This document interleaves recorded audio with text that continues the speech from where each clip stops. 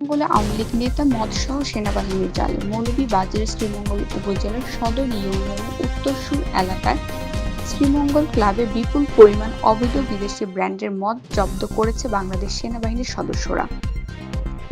বৃহস্পতিবার 15 আগস্ট রাতে এই এলাকার সেনাবাহিনীর মেজর মেজবা ও ইমরান এর নেতৃত্বে এক অভিযানে এসব অবৈধ মদ, $345, নগদ 45,000 টাকা, জন্মবিরোধীকরণ বড়ি ও কন্ডোম জব্দ করে সেনাবাহিনীর সদস্যরা।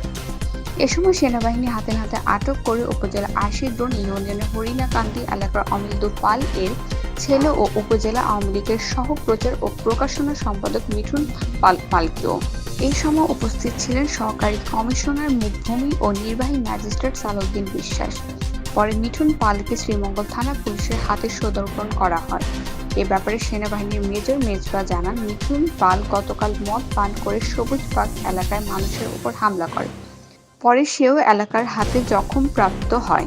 মদ কোনো জায়গা থেকে পান করেছে এমন জিজ্ঞাসাবাদে সে শ্রীমঙ্গল ক্লাবের সদস্যদের জানালেন, সেখানে আজও এর অভিযান চালালে এসব অবৈধ মদসহ বাকি সকল দ্রব্যাদি জব্দ করা হয় বলে তিনি জানান। তথ্য ও চিত্রে মৌলভীবাজার থেকে তিমির বোন।